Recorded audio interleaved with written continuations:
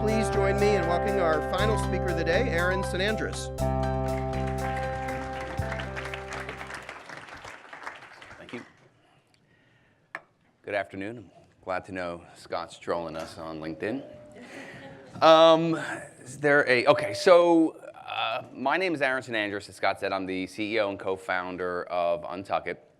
And just for a show of hands, who's actually heard of the brand before today's session? Okay, so that's pretty good brand awareness. For those that might not be familiar, UNTUCKit's a casual clothing brand that tends to think of itself more like a products company than a fashion company. And like other products companies, we look to solve problems. And our problem started with the casual shirt. We just couldn't find a casual shirt that looked good untucked.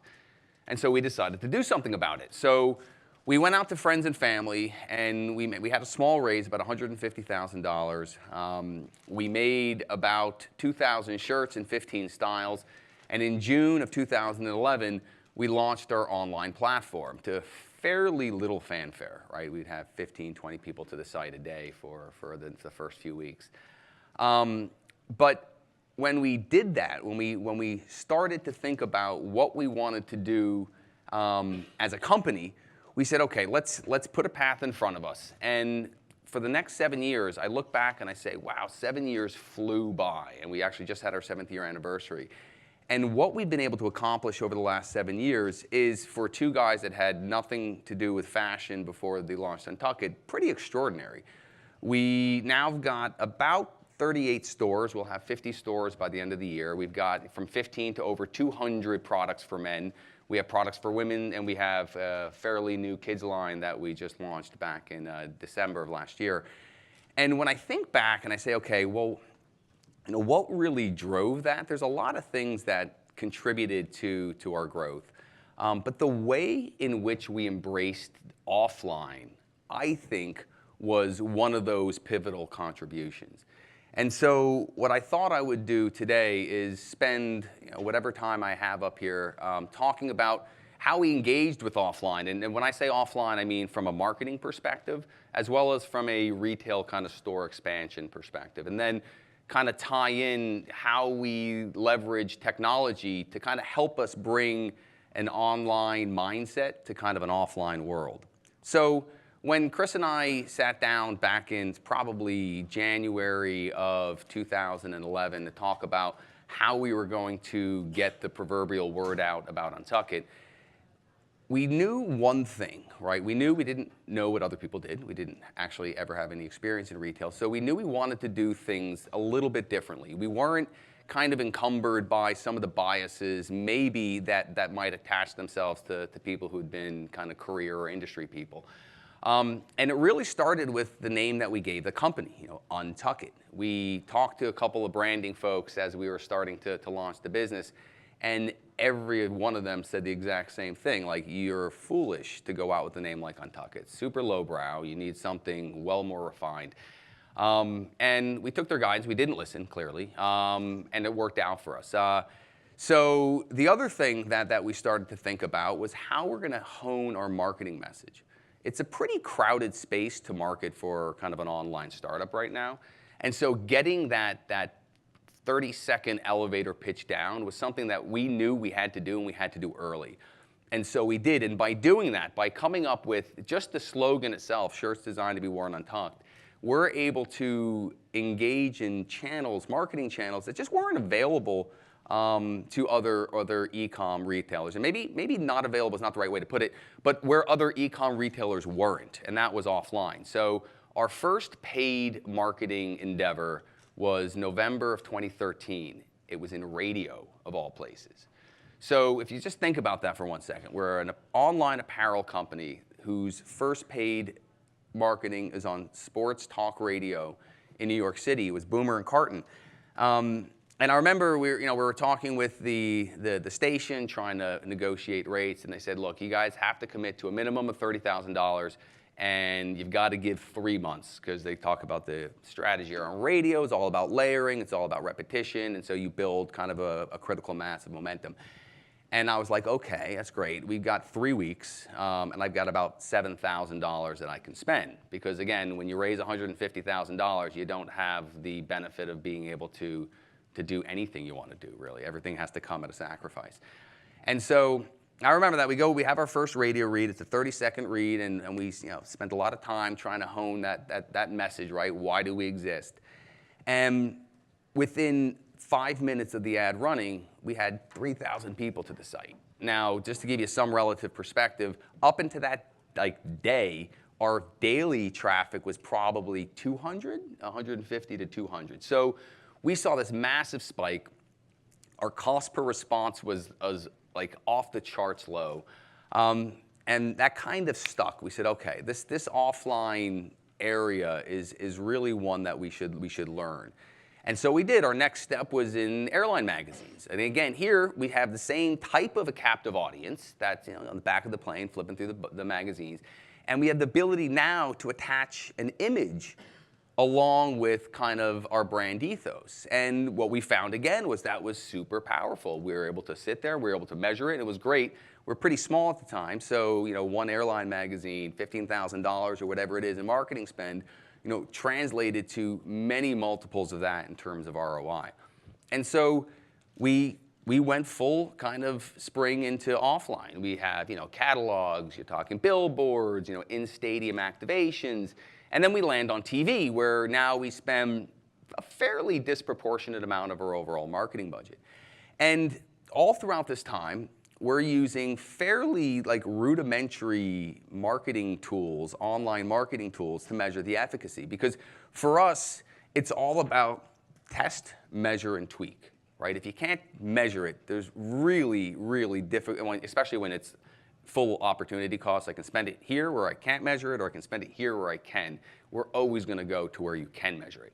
And so test, measure, tweak, that was kind of our brand mantra. So we got really good at utilizing things like Google Analytics, how did you hear about us tools, other online dashboards, just the e-com and whatever reporting our main host site allows, to be able to kind of triangulate success and measurement. And so we do that, and it was great. We learned a lot, we tweaked a lot, we measured a lot. But the problem is you can't scale with those tools. And I'll give you an example. TV is a great one. So you run one TV ad, you get in front of, let's just say it's nightly news, you get in front of 3 million people. You're going to see a pop in the response. Like, you're just sitting in front of Google Analytics, like my colleague Alberto would do, 8 o'clock every night in front of his computer, and looking at Google Analytics real time, and you would see a pop. It's great. But when your TV strategy starts to evolve and really get a lot more sophisticated, and you start to look at things like unwired strategies, where you can go out and instead of spending $15,000 for one spot, you could spend $15,000 for 100 spots.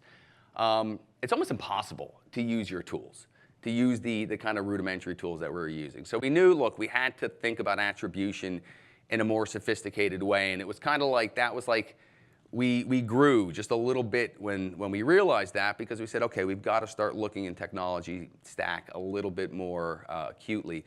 And so we brought on an attribution platform, a company called TV Squared, that has allowed us to do things we couldn't dream of on the attribution side. They can measure the tiniest blips in traffic to the site by looking at, changes in direct and organic and paid search. Those are usually correlated to TV. Against the baseline. They could tell us what the cost per response was. They can tell us what the cost per acquisition is. They can tell us what the cost per new customer acquisition is. And beyond that, they could actually start to get into TV planning with us. So now, we have a fairly broad target user. So our customer, our male customer, I should say, is aged 30 to 65. Pretty uniform distribution across that. So when we think about TV, we got to be careful. We can't be too disproportionately anchored to the plus 40. So we have to be pretty even. But what we never knew was if we were running, say, an ad on Ice Road Truckers, which is supposed to skew younger, we never knew if the people that came from those, whether it was 500 or 1,000 people that our attribution model was telling us, we never really knew if it was the younger millennial population. But now we do.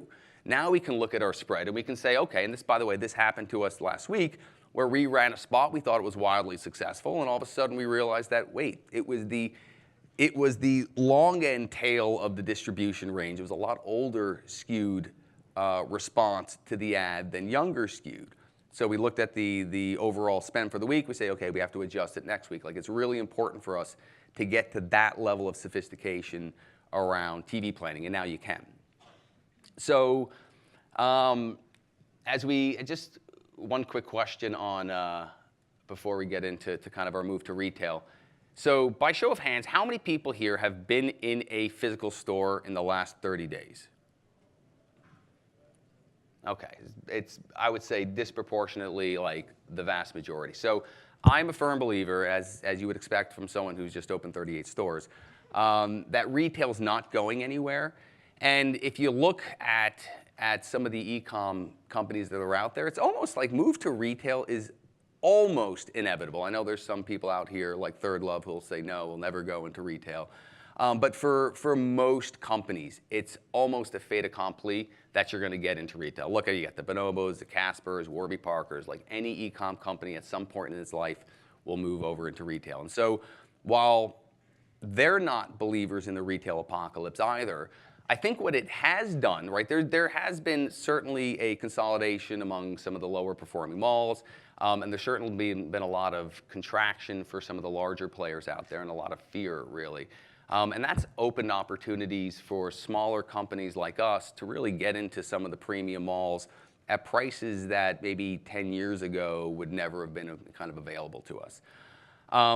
But for us, our story, our retail footprint was an absolute when and not if, because we were about a month into the sales process. We just launched. It was probably like July or August. And we were getting dozens of emails. Now, that doesn't sound like a lot, dozens of emails, but when you have hundreds of people to your website, like the ratio starts to paint a picture. We'd have people asking us, like, where are your stores? Where can I touch? I don't buy online with the brand unless I can interact in a store. And so we knew we had to open a store. And stores for us, they allowed us to improve the level of trust that you have with your customer base. And frankly, they also helped us improve our cachet. Just kind of a funny side note, we did a focus group a couple of months back with folks in Chicago and New York, just men and women trying to learn a little bit about the brand.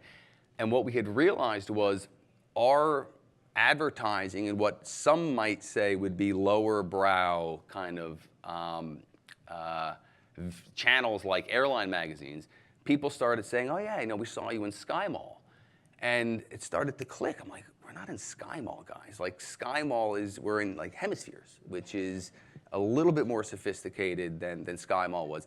But what we realized was it actually hurt us a little bit in that marketing. So by opening stores and by kind of showing folks and by getting the right kind of co-tenancy around you, you can drive a very strong message around who you are, why you're priced where you are, and what people can expect when they walk into the doors. But for an e-com retailer, opening stores is not easy. And again, I should say for an e-com scrappy retailer, right? Again, I keep going back to 150,000 raise because it's important. We didn't have a huge workforce, right? This was Chris, this was myself, and at this point when we're opening stores, a handful of other people. And the retail footprint is difficult, right? We have to deal with logistical issues like inventory management. Like, we don't manage inventory. We had one merchandiser at the time. In fact, we didn't even have a merchandiser at the time. So we have to deal with kind of inventory management. There's staffing issues. Everyone knows that the difference between a strong kind of store associate and a weak store associate is massive. Well, try being a new startup that has minimal brand awareness and bring in the strongest store associates. It's really difficult to recruit. It's a lot easier for us to do it today, but when we started, that was really challenging. But probably the most frustrating area for me going into retail was around data. You're so spoiled as an e-com retailer. I mean, you have data on everybody, why they came to the site, how they came to the site. But more importantly, you have a ton of data on people who leave the site without purchasing. In stores, like without the right tech stack, you're kind of naked. You know who buys, and you can append and upload their information into Facebook and try to get matches and understand who they are. That's one way. but you know nothing about why they came into the store, other than ad hoc store associates asking them. You know nothing, virtually nothing, about people who leave the store, right? Which could be 70% of your traffic that goes through, 80% in strong days.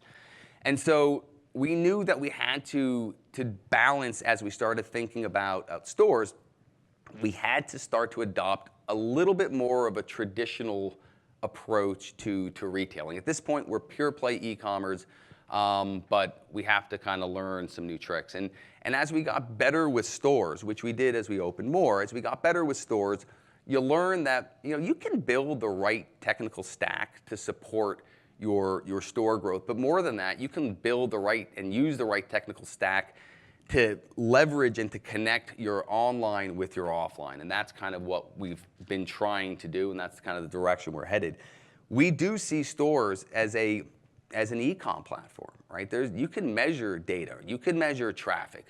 And so we do things like we have Retail Next in all of our stores. There are in-store analytics. There are Google Analytic equivalents. So they measure things like the traffic, easy. They measure the demo, men, woman, age, who's a repeat, who's been in there before. And they can help doing things like just staffing, right? You start to know labor hours per hour. You can optimize for headcount using some of these models. We start to look at our point of service. So at this point, when we first launched, we had a point of service that was disconnected with our e-com platform. It makes life difficult.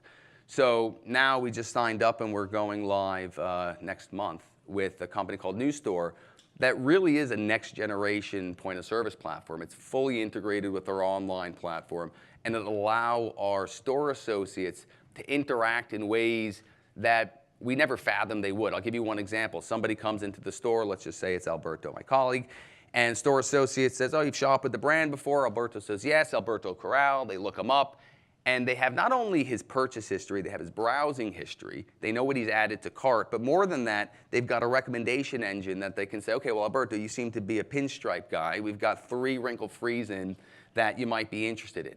Again, that model doesn't necessarily apply to everybody. Not everyone likes to be spoken to when they shop. But we can, right? So the opportunity is truly, truly exciting. And then we started to leverage other kind of more traditional e-com technology. So if you think about your Facebook campaigns and your display ad campaigns, like those platforms have evolved. So Facebook now, you can actually do drive-to-store activations.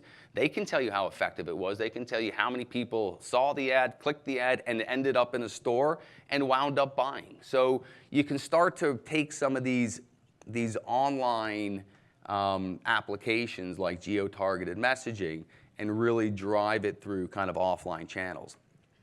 And then there's all other things that we're just kind of getting into now, like Wi-Fi tracking, and ultimately my hope, and what we've been talking with our landlords about a fair amount these days, is the mall itself is a mini e-com platform. So landlords are gathering a lot more data around the customers that go into the mall.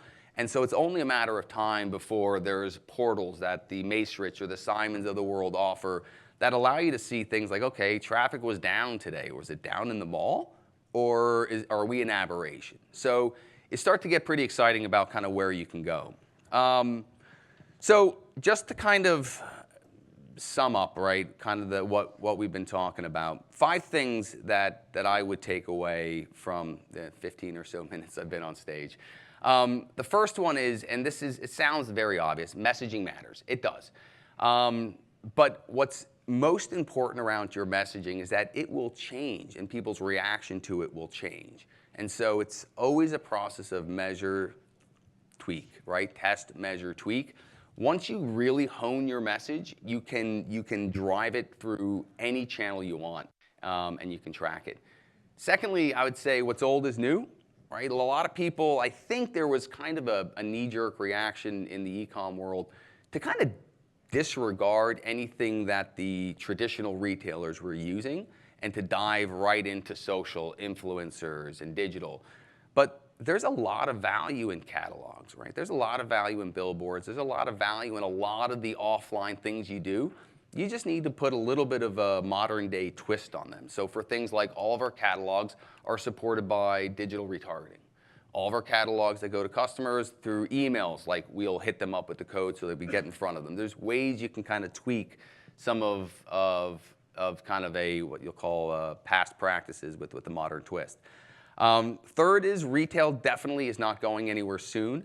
The retail footprint has changed, and I think that's where people are focused, right? There's a lot of a smaller box focus than there might have been a decade ago. Our stores, for example, are typically around 1,500 square feet. I can tell you when we started looking, every retailer we talked about 3,000 square feet plus. And so 1,500 felt right. You know, everyone that goes click the brick, we have a very ROI-focused mindset. Payback periods have to be respected. And we can make it work with 1,500 square feet. And I just talked about stores being an interconnected part of your e-com platform. All of our data right now that comes out of the stores gets dumped into a data warehouse. All the data that comes out of our e-com platform gets dumped into the data warehouse. And what our challenge is now is to connect the two. You can do that when people buy, for the most part. You can't always do that when people search. But the more you lean on technology and the more technology evolves, absolutely you can start to do that. And then finally, I would just say, be curious around marketing. So marketing changes, the efficacy changes. What worked for us 4 years ago, I can tell you right now, we don't use today. And so you've got to be curious. You've got to try and test new things because really that's the only way you're going to evolve and kind of stay on top of things. Thank you.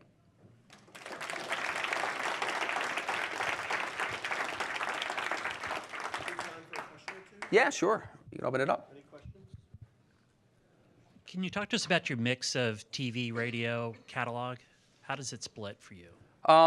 It varies, right? So you talk about measuring. So it's usually, it could be in TV, radio, and print, right? It could be Whatever channels you're using. So I would say it varies by the month. So there's some months where things like TV are super heavy, obviously in November, December, and then in spring. TV's not that heavy in the summer for us because people aren't really watching TV. Radio, as an example, is very heavy for us in the summer. A lot of people are in their cars, driving. So it varies. What's important, I think, what my takeaway would be is whatever we did last year, we look back and we see what worked and what didn't work, and then we adjust the mix kind of going forward. We're always, someone had said on the earlier panel, right? We're always tweaking, and we're always changing, trying to optimize. At what level do you suggest that a brand goes to the BNM model? Okay, at what level do you go to bricks and mortar? So it's a great question. Look, I can tell you what we did. So ours was all about building the right amount of kind of brand awareness priming before we went with the physical retail. So we launched our first store in 2015. We launched in 2011, so that's about 4 years later.